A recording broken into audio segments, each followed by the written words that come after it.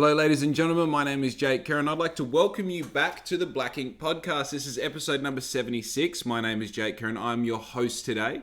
We're going to be getting through a whole heap of stuff in today's podcast, but I want to start with something that's very fucking important because it starts right now and it goes until the end of the year.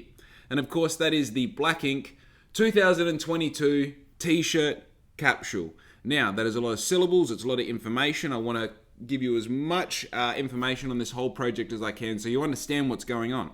So basically this year, let me clear my throat. This year, I'm releasing 20 t-shirts.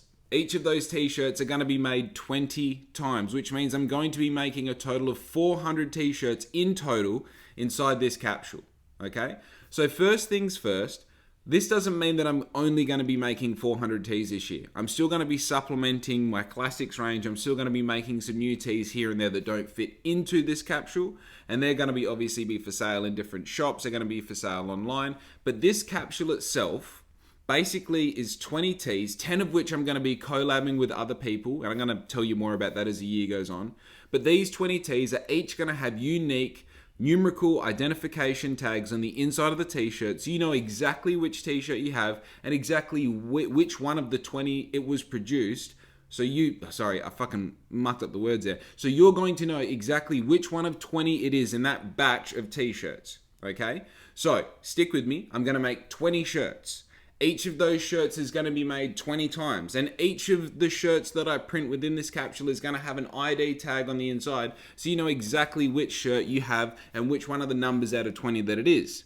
Now this is all going to start with the field tee, which I've recently designed and put into production. And this is it here. So we've got a fun, funky green, if you can see that, green glow print on the front and on the back.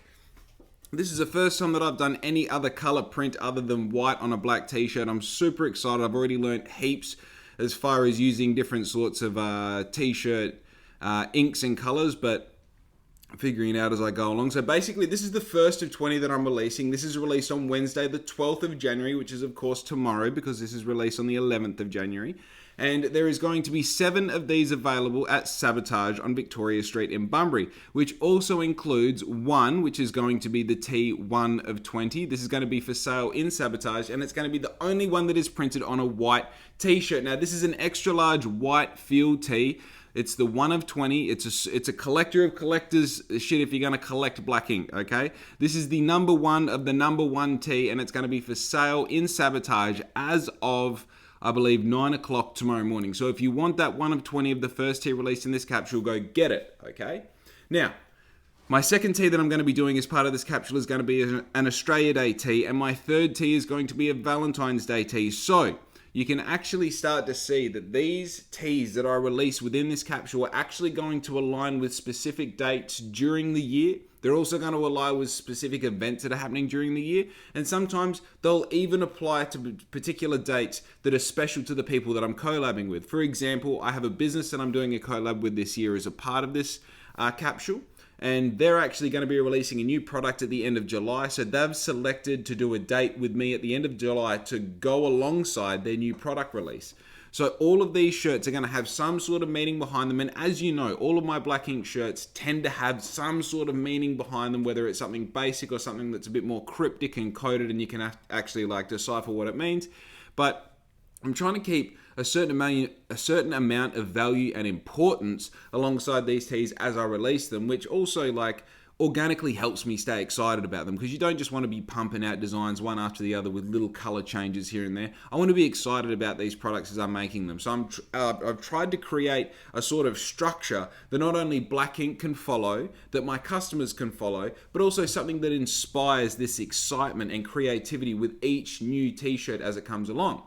Now, I know what you're probably thinking, like, Jake, surely you're getting sick of just making t-shirts, and fucking oath I am, absolutely, which means that the black ink range is not going to be held back to only t-shirts. I'm going to be looking at super fun, kind of very different articles of not only clothing, but equipment as well. I'm starting to work alongside a few different I'm not going to say businesses, just very smart people who are helping me achieve these kind of new goals that I've got, which are making things that aren't just clothes.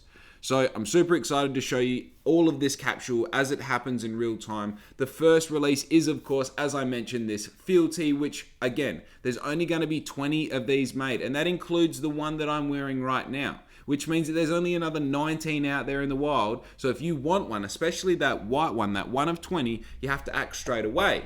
Now, do I want to sell all these t-shirts out? Absolutely I do. That's the whole aim of what I'm trying to achieve here, is the exclusivity of the items. I'm kind of building into it as I go along, so that if you want one of these tees, not only do you have to act on it quick, but it also helps people understand that, say you actually got, say you got number 4 out of 20 of the field tee, right?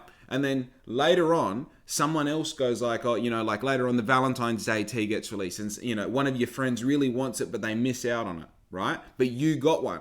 Say you got the 420 Valentine's, you got the 420 Australia Day, and you got the 420 field tee. So now, not only is it the Valentine's tee that your mate is like impressed by, you can say, yeah, I've got the 420 in every tee of this capsule up to and including this one.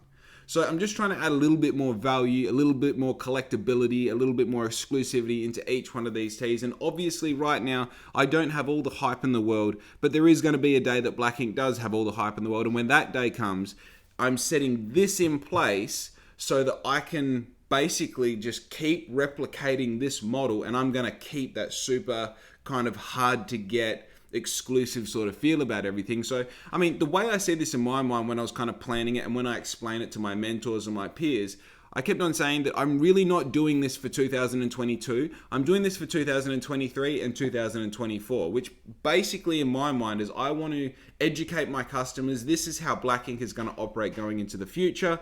This is how I need you to kind of work in with it. It sounds a bit fucking black and white when I'm saying I need my customers to do anything. But yeah, basically just explaining like, here's how Black Ink's going to operate, and I'm just going to keep doing it until people understand. And the really hard part about all of this is like at the start, right now, when I have these brilliant ideas and I build a plan and I put them all into place, there's so many moving parts. There's so many things that I need to explain. And it doesn't matter how many times you say, I'm going to make 20 tees. I'm going to make 20 of them. They're all going to be uniquely identified. They're going to be for sale in shops and online. There's going to be ways of securing them before they actually come to release.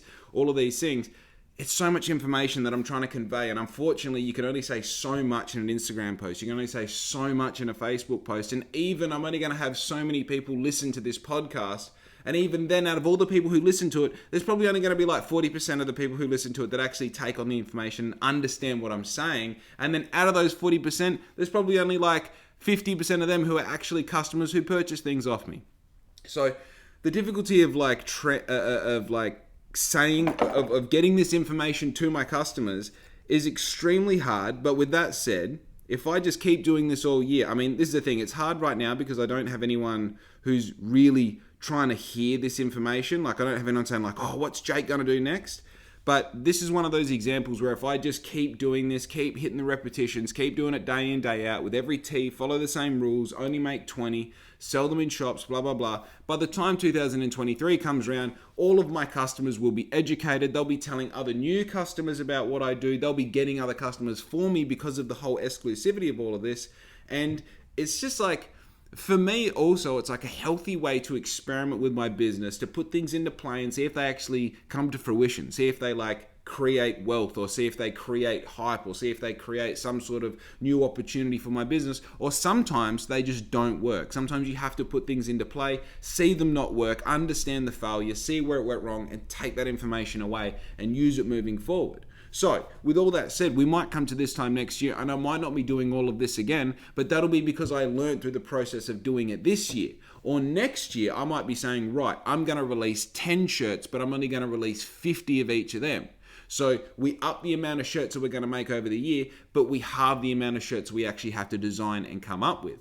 Or maybe the collaborative thing works heaps better than the solo stuff does, so I do more collabs, whatever it might be. But if we actually zoom out of all of this, right, take a moment to look at what I'm doing, okay? Because I've been speaking a lot lately about my first 12 months. I haven't even hit my first 12 months. I'm still in my first fucking 8 months of operation, right? And these are the things that I'm coming up with. As I mention all the time, there's a screen printer behind my fucking camera. There's all my desks, there's my heat press, there's all this shit going on. I've only been doing this for 8 months. The thing that I'm starting to really appreciate at the moment is stop planning for 5 minutes and start planning for fucking 50 years. Actually plan for 50 years. Because when you plan for 50 years, all of a sudden it becomes so easy what we should be doing right now. I feel like when we worry about the next 5 minutes, we try and build what we want to be executed in 5 years' time right now. We take that long shot perception of what we believe is possible and we start trying to employ it right now. But I think the reality is if we actually take the next 5 years, we take that vision of what we see in the next 5 years and we perfect it. Okay? So instead of just going, I want a Ferrari, right? This isn't my goal. I'm just making one up as we go. Instead of going like in 5 years' time, I'm going to have a Ferrari. So then, you go and start doing shit to do a Ferrari right now. That's kind of not how it works. Like we need to make all the money, all the bullshit, right? So instead, I go, right, what color's a Ferrari? What house is it parked at? Okay? Do I drive the fuck out of it, or is it a collectible? Is it in a cartoon, or is it in my driveway? Where do I hang the keys? What do the keys look like? What color's the interior? I get so intimate with the goal and then go, right, if that's actually what you want, then let's reverse engineer that goal right back to step one and do what we do. And for me, I said in 5 years' time or in 10 years' time, the time frame isn't really important. The fact is it's so far out that it's hard to even perceive that it's going to actually happen. Okay? And I said to myself, what do I see Black Ink as?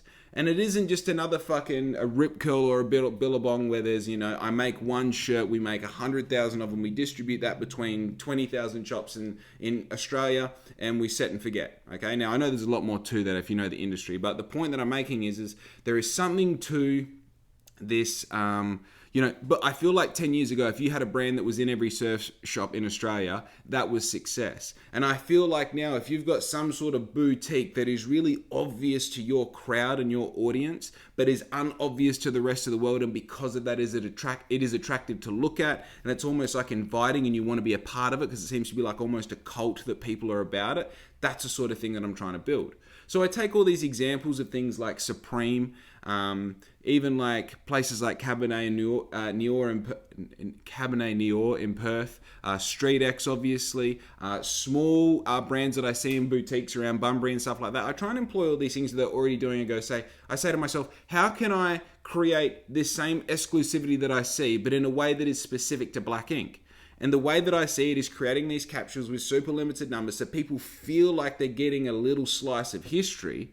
And all I've done is created the perfect model of that, and I've done 25% of it.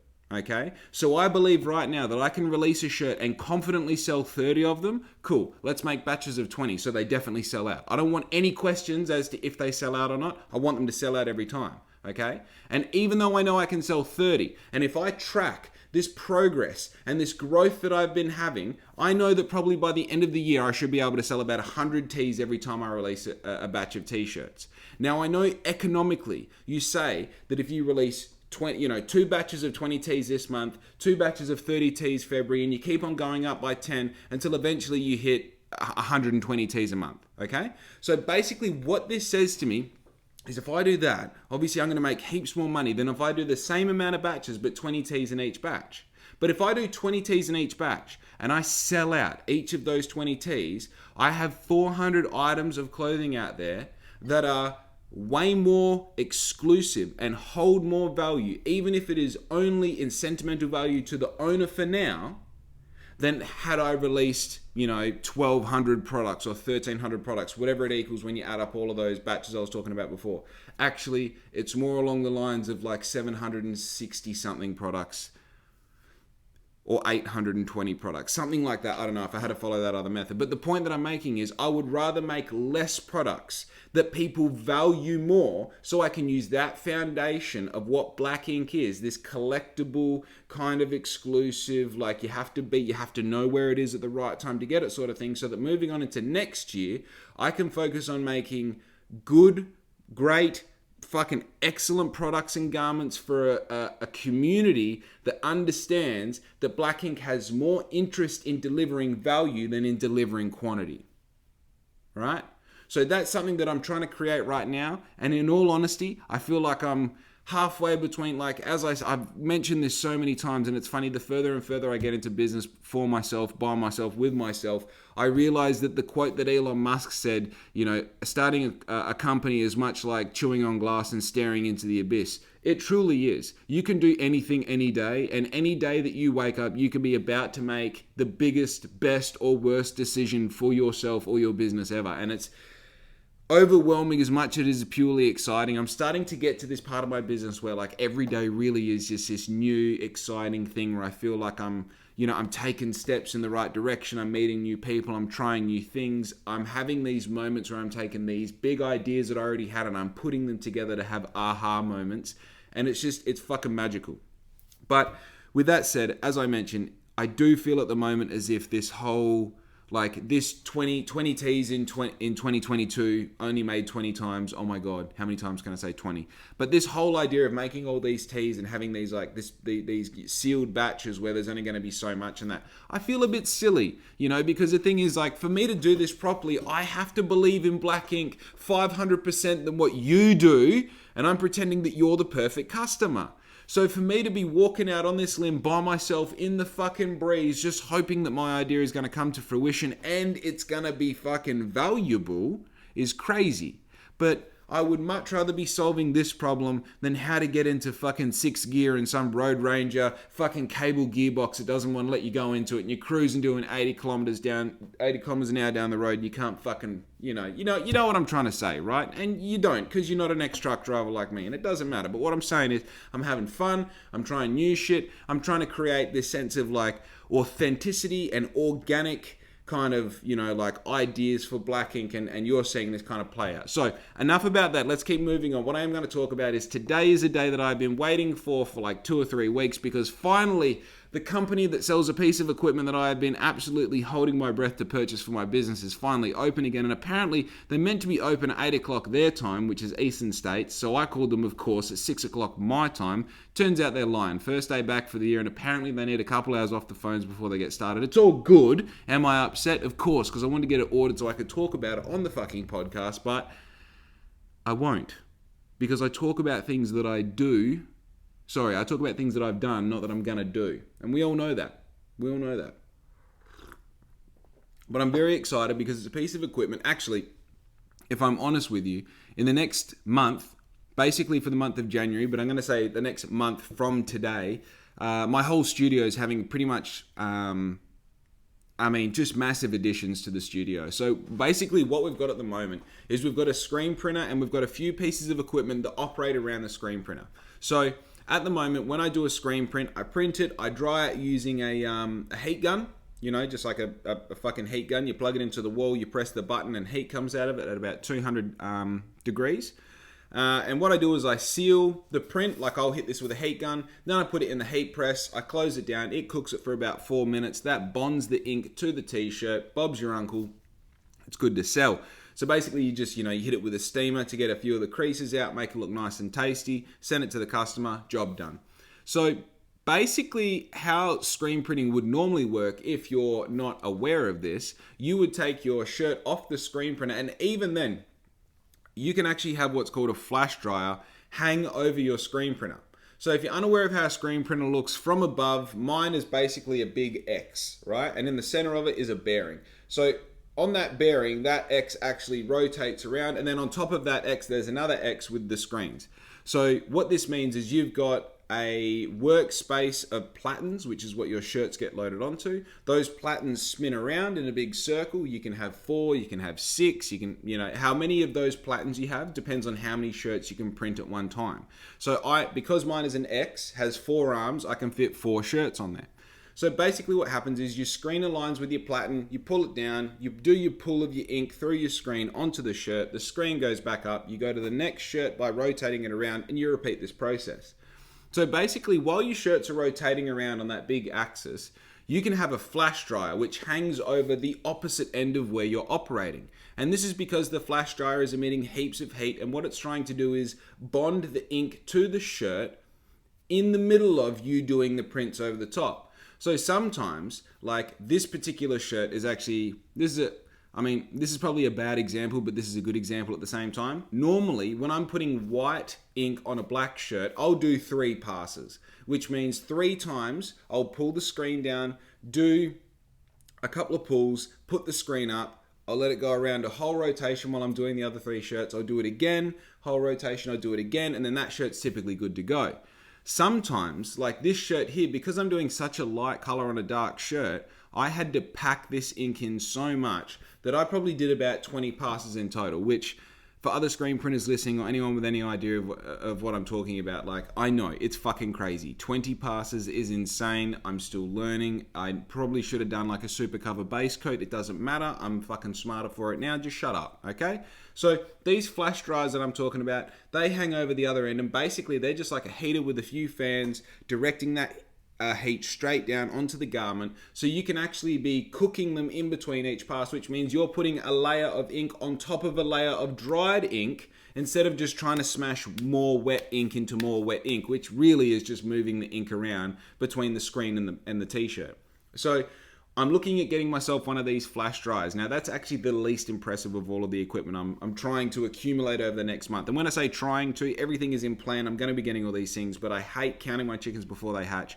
So I am planning to acquire all of these things until it actually happens. Now, I have the flash dryer, which is going to hover over the screen printer as I print my t-shirts, which allows me to have more confidence that these prints are sealing to the shirt as I'm going along. It also means that doing things like polyester prints or even like these super bright prints on darker t-shirts, I'm getting a more kind of solid compact print on that shirt, and it's sealing before I'm doing those passes, which means I'm getting color on color instead of just that washed out kind of dull look to my colors, which, to be honest, this shirt kind of has. And look, man, it's the first of 20. I'm not saying this is going to be the best shirt. I'm saying that I'm learning with every single fucking shirt that I do. These aren't the best possible product that I could possibly deliver, but it is for right now.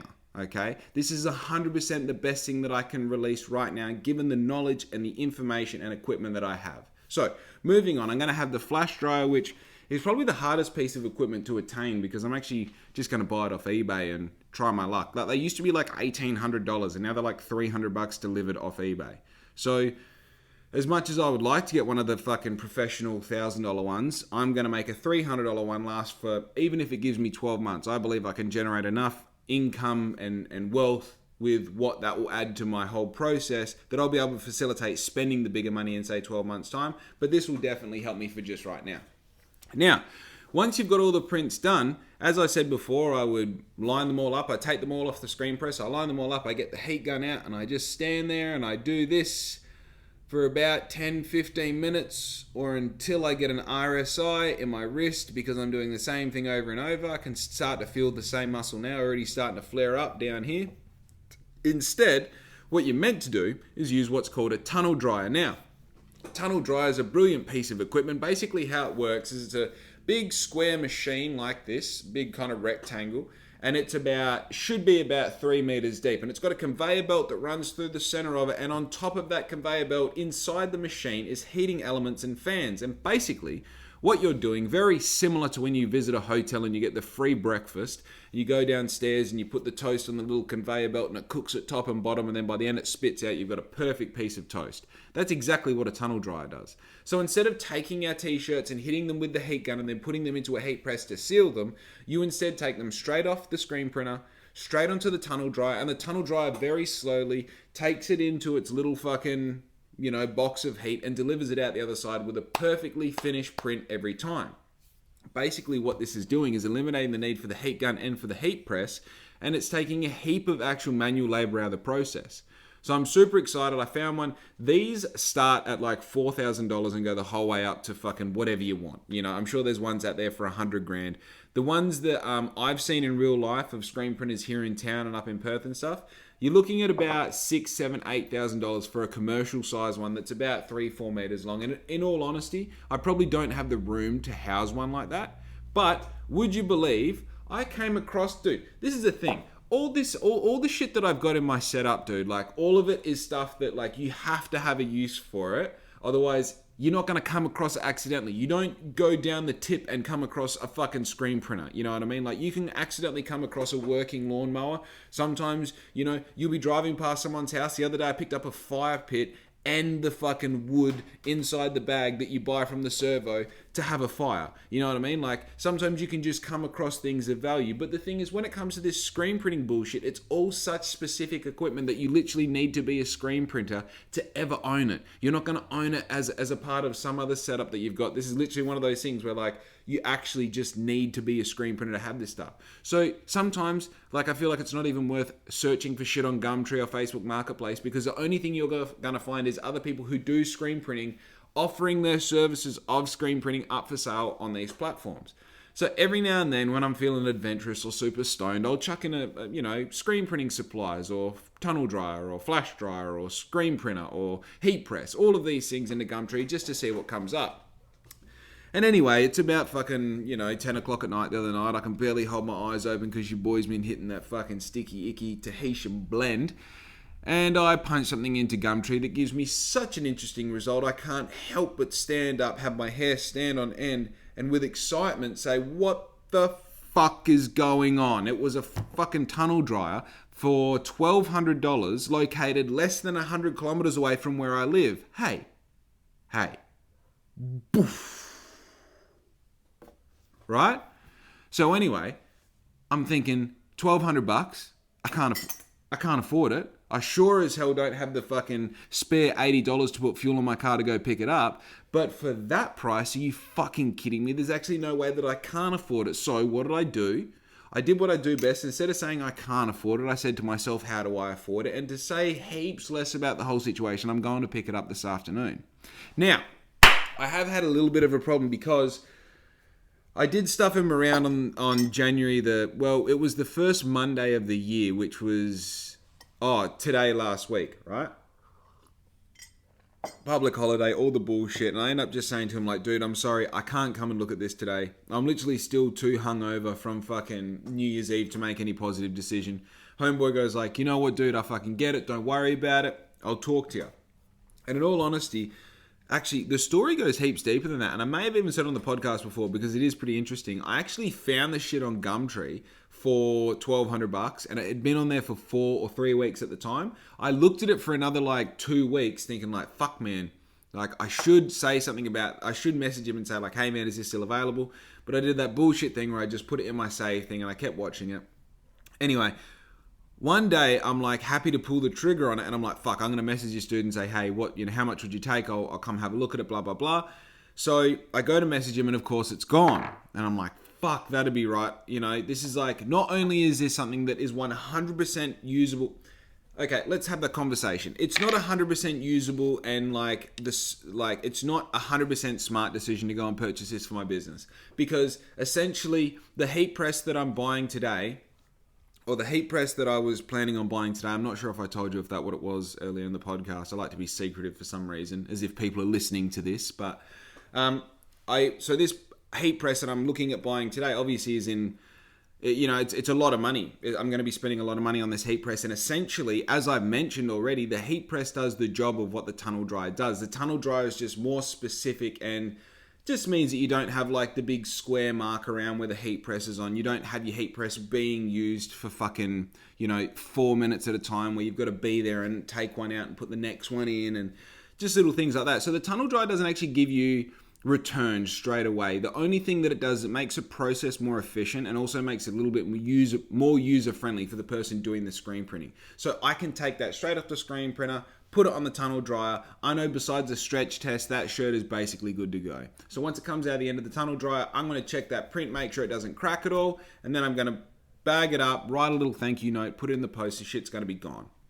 So to make the decision of I can spend $1,000 today on this tunnel dryer, I won't get $1,000 back ever for that tunnel dryer unless I sell it, okay? The only thing that helps in my business is the screen printer and the efficiency and the economy of the whole process, okay?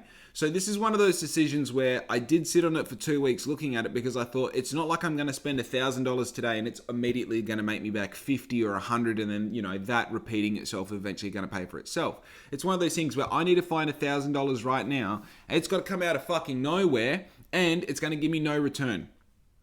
So when you ask the question, do you need a flash drive for your business? The answer is yes to me, because I have no doubt that I'm going to be making these tees into the ongoing future, short, medium, and long term. And a flash dryer is part of that process, okay?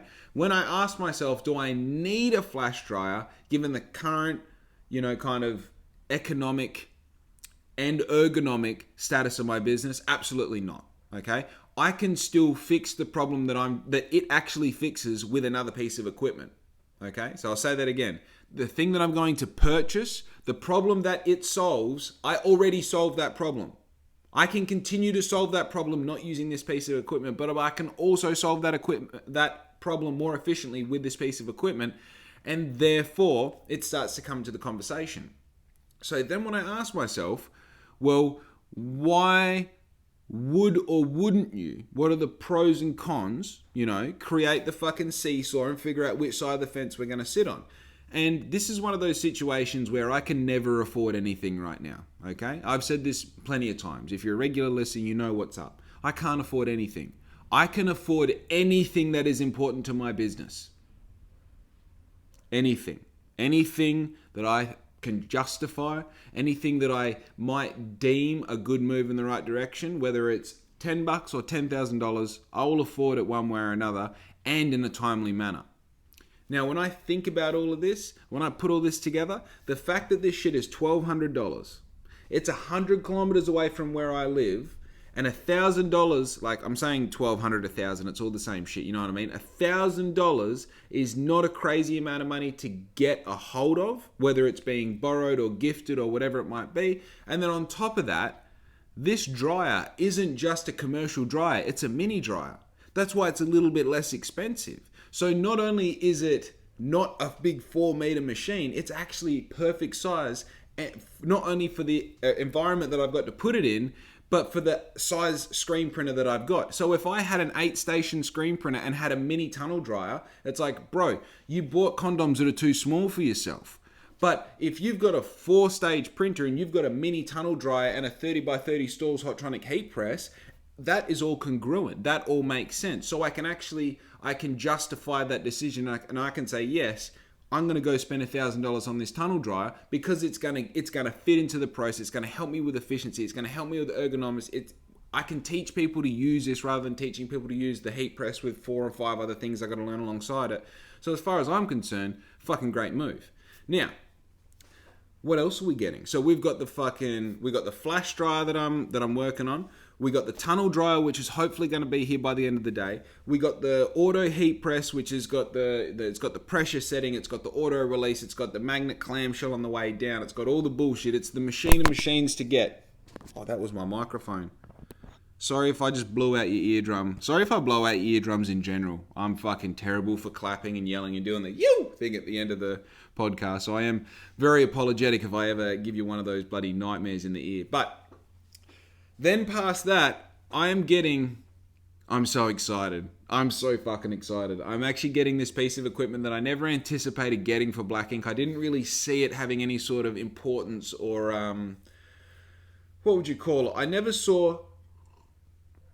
It's funny, it's a piece of equipment that people have actually asked me about since I kind of rebirthed all of this, like got Black Ink up and running April last year. Everyone kind of said, you're going to get this thing and... like you're going to get a commercial one, you're going to get a small one. And I was like, I don't really see the actual need for this particular thing. But then I had it mentioned to me in another light. And to be honest, like the reason that people were asking me before, it was for a different purpose of what I'm going to be using it for. Okay? Now, what I'm talking about is a vinyl cutter and printer.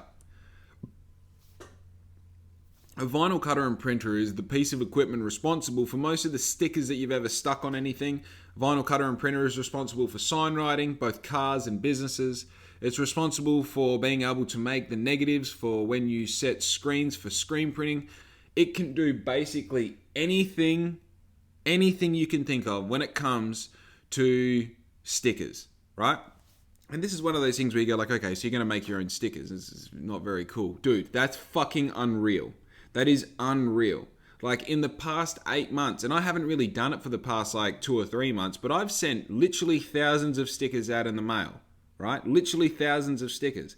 So essentially what this is going to allow me to do from day dot, I'm going to be able to print negatives, which is basically just cutting out my design in vinyl, weeding out all the background, and then being able to apply that to a piece of clear fucking plastic. I'll be able to then use that to transfer my designs onto screen prints using light sensitive emulsion, which we'll talk about that as well. Fuck, so much to hit on. We're already 35 minutes into this bitch, but so it allows me to do those negatives. It allows me to make all of my stickers. It allows me to make stickers for outside clients. It allows me to do any sort of sign writing to my car that I want to do. It allows me to do anything that I want with a sticker, which is absolutely fucking endless in my point of view. Now, I was looking at getting a BN20, which is a Roland desktop vinyl cutter and printer, and as it turns out, they are as rare as rocking horse shit, and I am never going to find one for the amount of money that I've got to spend on one, which is actually zero because I never anticipated on buying a vinyl cutter and printer. And then as it turns out, I accidentally came across a certain gentleman who had one for sale, happens to be a serviceman and technician himself, and just wanted me to have a bloody good deal. So I'm not going to say too much more on the vinyl cutter situation, but just know on the horizon, the soon horizon, Black Ink is going to be acquiring and putting to use a vinyl cutter and printer. So I'm very excited to see the projects that come from that, all the things that I'm going to be able to create. And the simple fact that I can have a fucking idea in my head, print it out on my vinyl cutter, transfer it to plastic, right? Take that to my clean screen that I've already washed out in my outdoor area. I then maybe it's just a clean screen. At this point, it has no emulsion. I can then go into my dark room. I can apply emulsion to it and set that with a heater. I can then come back with my big low boy light that everybody thought that I was buying to fucking grow weed inside of a grow room. But, you know, lights have more than one use.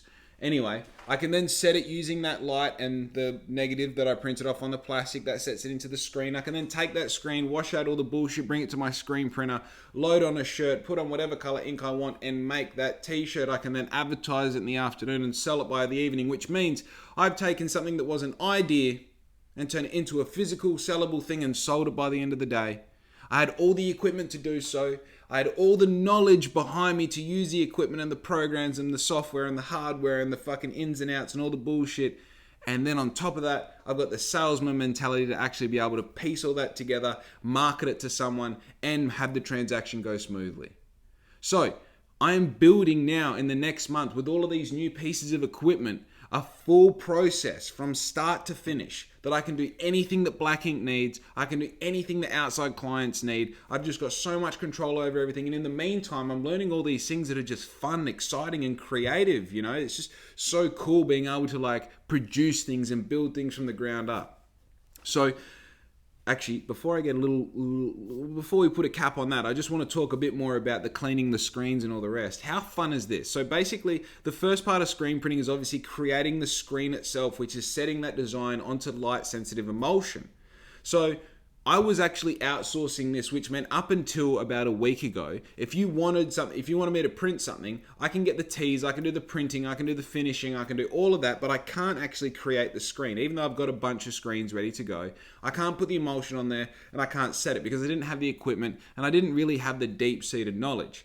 Now, as you may know, I went and spoke with the people who do all of this outsourced work for me, the people who sold me the screen printer themselves, and I just said, hey, can you teach me how to do all this stuff? So I spent, in between Christmas and New Year's, 2 days in the fucking heat inside this shed, getting this job done, understanding all the ins and outs of all this setting and just wrapping my head around what emulsion is and how it works. How to do these timings properly, how to apply things properly, what are the indicators to look for, how to fuck it up, how to do it right, X, Y, Z, right? Now, I realized that I can do all of these things at home very basically with a few real kind of simple bits of equipment. And one of them, like I was talking about, is a low boy light. Now, if you don't know what a low boy light is, I'm sure you've been in a warehouse before, okay?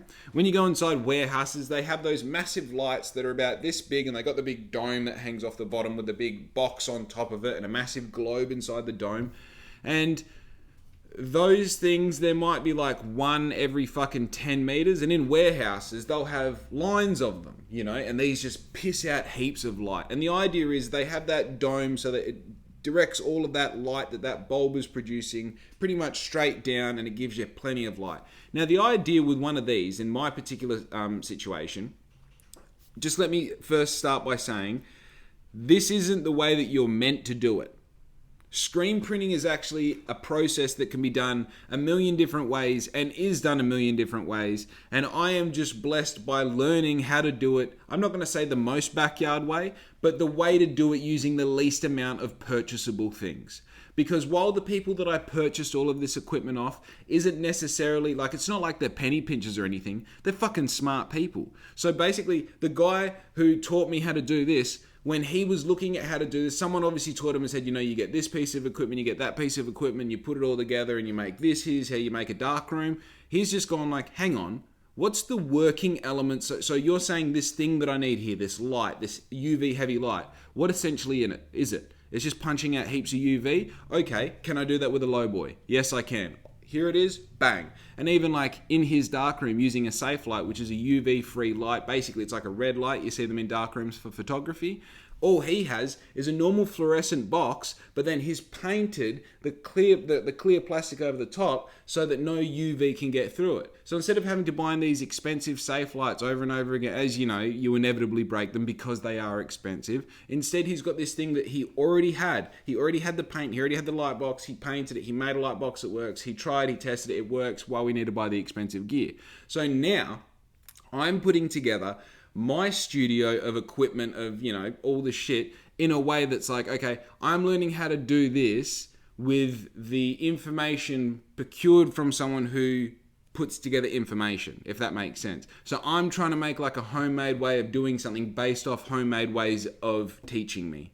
But got too far down the path on that one. What I'm saying is, now I have this low boy, I just need a dark light, and then I'm going to be able to produce all this stuff at home. You know, I find a dark area, I curtain it off, have my safe light, have my low boy light, plug everything in, do all this shit. On top of that, I realized like, oh, to wash these out, I actually need a trough.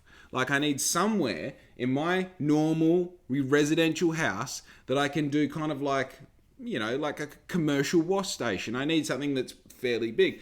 So I started to look around and think like, how can I piece together the idea that, you know, I need essentially like a big trough that has a back on it, maybe a bit of a lid, a drain. I need a way of catching all of the water so that I can then filter it, letting the clean water go away and letting the sediment dry and put that in the bin so that I'm not creating any environmental hazards for myself.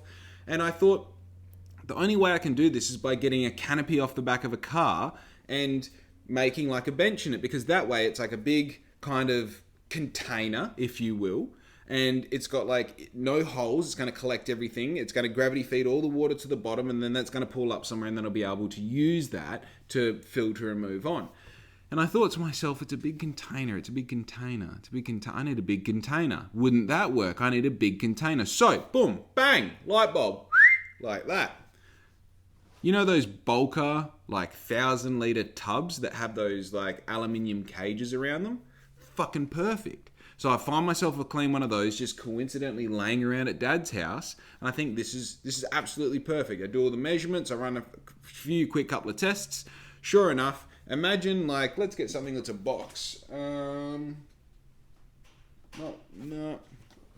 Well, I don't necessarily have a box on me, but you know what a box looks like.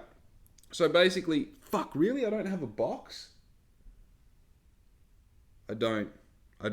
So imagine a box. I'm essentially just cutting off a slice on the front. So it's got a backboard, sideboards, and then at the bottom, it's got a little drain that kicks out to one side, which obviously is the lowest point of the whole container. So I'm essentially making use of an already trough that's made, cutting myself out a hole in the top of it so I can do my spraying and all that. And it's going to collect all that mist and runoff, collect it at the bottom. And then when I'm done doing what I'm doing, I can just open up that tap, have all of that stuff fall into a bucket that's full of like blue metal and sand, which is going to gravity filtrate all of the water through that, going out the bottom, catching all the heavy sediment.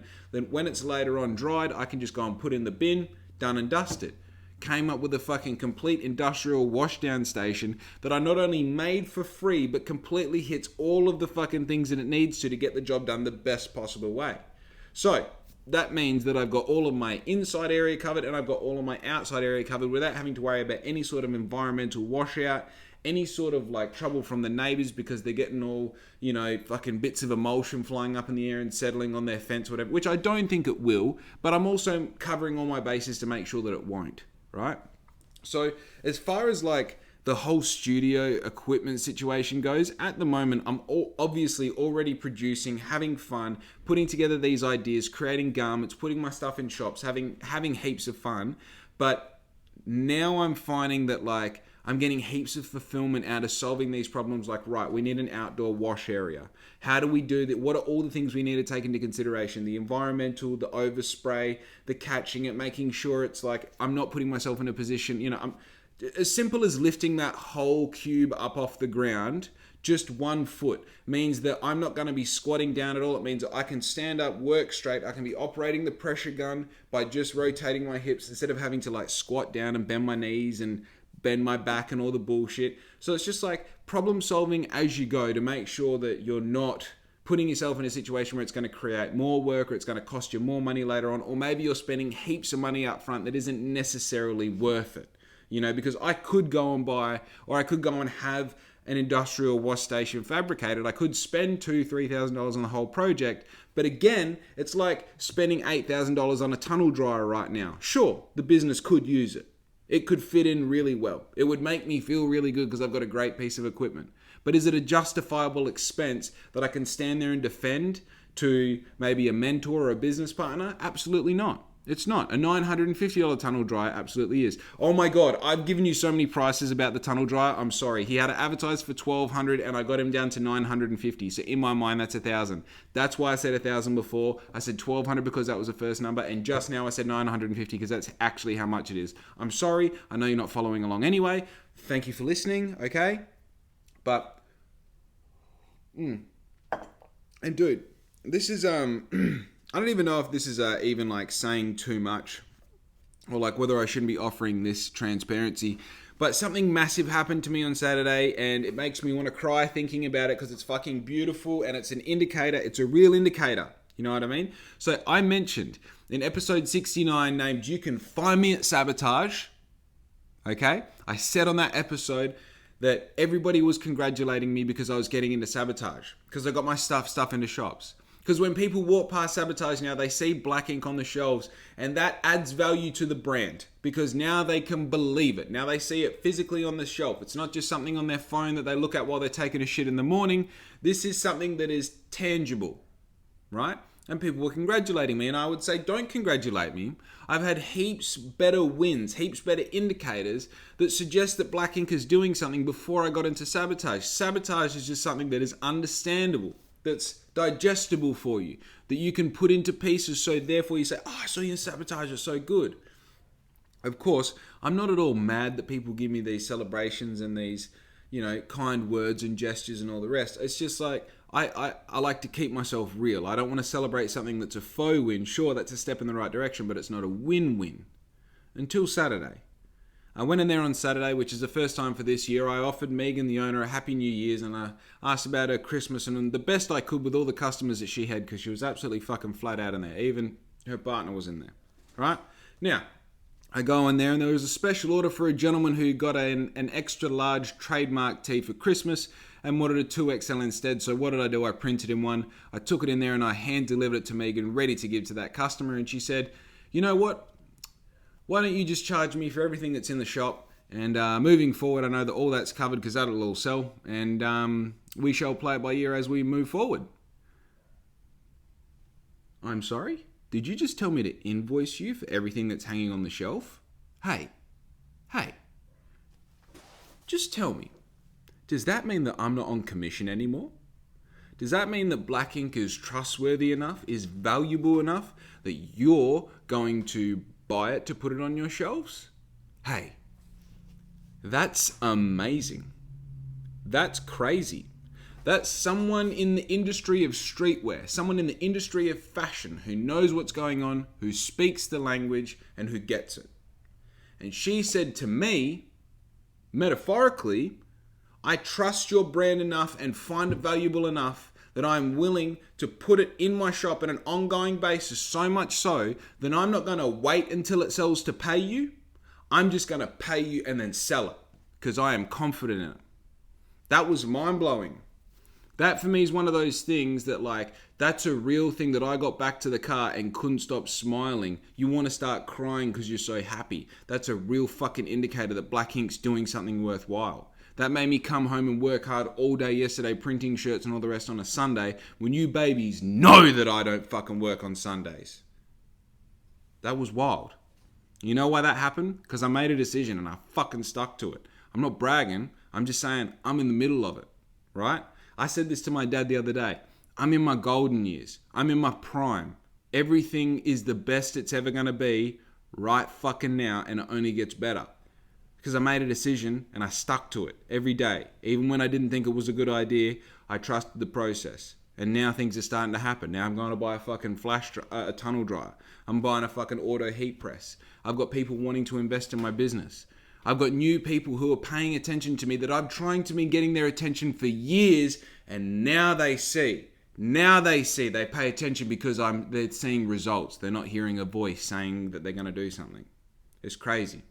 Don't forget, I don't say all of this egotistically. I say it because I'm human and I want other humans to have the same human experience that I'm having. Anyway, I've gone past my time. Enjoy the beginning of your week. Enjoy the beginning of the year. Be good to your mum because I'm fucking out. Yeah!